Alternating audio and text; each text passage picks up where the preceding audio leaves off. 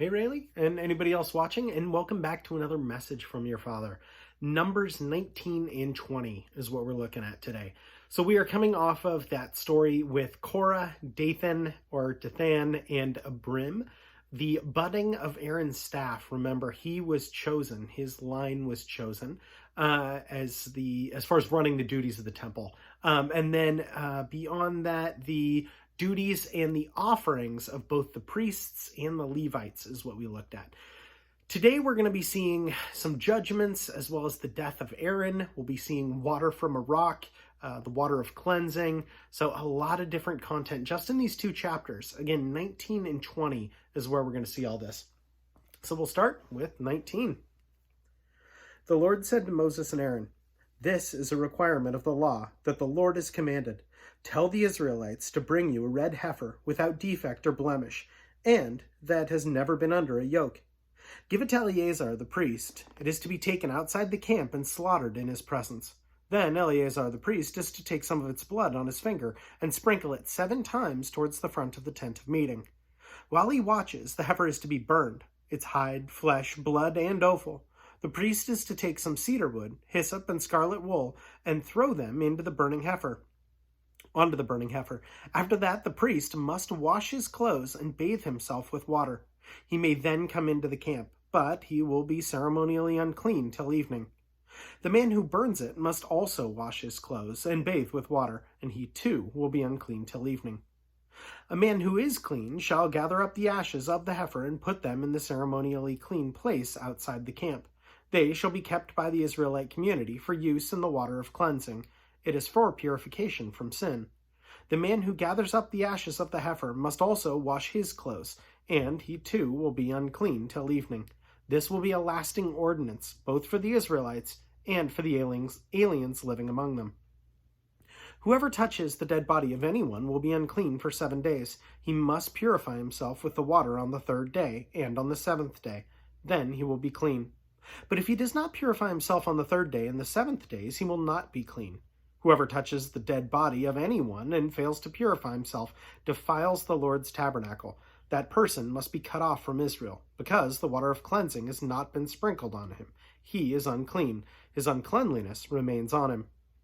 This is the law that applies when a person dies in a tent. Anyone who enters the tent and anyone who is in it will be unclean for 7 days, and every open container without a lid fastened on it will be unclean.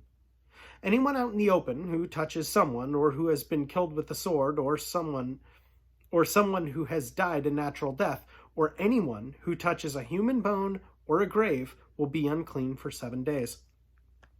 For the unclean person, put some ashes from the burned purification offering into a jar and pour fresh water over them.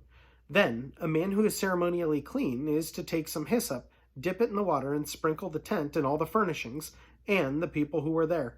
He must also sprinkle anyone who has touched a human bone or a grave or someone who has been killed or someone who has died a natural death.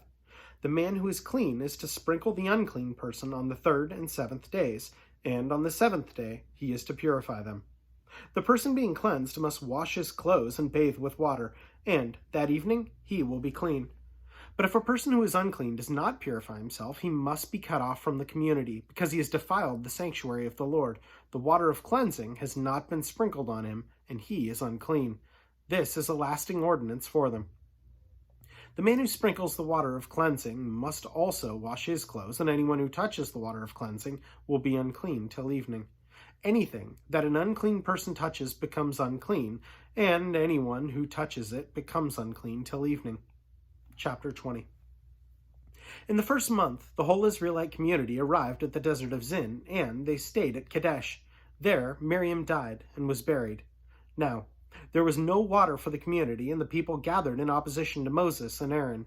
They quarreled with Moses and said, "If only we had died when our brothers fell dead before the Lord. Why did you bring the Lord's community into this desert, that we and our livestock should die here? Why did you bring us up out of Egypt to this terrible place? It has no grain or figs, grapevines or pomegranates, and there is no water to drink." Moses and Aaron went from the assembly to the entrance to the tent of meeting and fell face down, and the glory of the Lord appeared to them. The Lord said to Moses, "Take the staff, and you and your brother Aaron gather the assembly together. Speak to the rock before their eyes, and it will pour out its water. You will bring water out of the rock for the community, so that they and their livestock can drink." So Moses took the staff from the Lord's presence, just as he commanded him. He and Aaron gathered the assembly together in front of the rock, and Moses said to them, "Listen, you rebels, must we bring you water out from this rock?" Then Moses raised his arm and struck the rock twice with his staff. Water gushed out, and the community and their livestock drank. But the Lord said to Moses and Aaron, "Because you did not trust in me enough to honor me as holy in the sight of the Israelites, you will not bring this community into the land I give them." These were the waters of Meribah, where the Israelites quarreled with the Lord, and where he showed himself holy among them. Moses sent messengers from Kadesh to the king of Edom, saying, "This is what your brother Israel says. You know about all the hardships that have come upon us. Our forefathers went down into Egypt, and we lived there many years. The Egyptians mistreated our fathers, but when we cried out to the Lord, he heard our cry and sent an angel and brought us out of Egypt. Now we are here at Kadesh, a town on the edge of your territory. Please let us pass through your country. We will not go through any field or vineyard or drink water from any well. We will travel along the king's highway and will not turn to the right or to the left until we have passed through your territory." But Edom answered, "You may not pass through here. If you try, we will march out and attack you with the sword." The Israelites replied, "We will go along the main road, and if we or our livestock drink any of your water, we will pay for it. We only want to pass through on foot, nothing else." Again they answered, "You may not pass through." Then Edom came out against them with a large and powerful army. Since Edom refused to let them go through their territory, Israel turned away from them. The whole Israelite community set out from Kadesh and came to Mount Hor.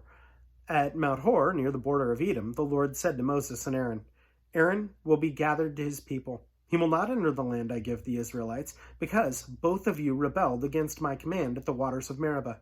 Get Aaron and his son Eleazar and take them up Mount Hor. Remove Aaron's garments and put them on his son Eleazar, for Aaron will be gathered to his people. He will die there." Moses did as the Lord commanded. They went up Mount Hor in the sight of the whole community. Moses removed Aaron's garments and put them on his son Eleazar, and Aaron died there on the top of the mountain. Then Moses and Eleazar came down from the mountain, and when the whole community learned that Aaron had died, the entire house of Israel mourned for 30 days. So I think it's interesting that we see again that aspect of God letting Moses and Aaron see so much. I mean, if you think back to all the plagues, just Moses alone, all the plagues that God had sent and that Moses got to witness firsthand. Moses got to witness the parting of the Red Sea. He got to witness so many incredible things. Water coming from the rock, again, the burning bush, so much of all of this stuff.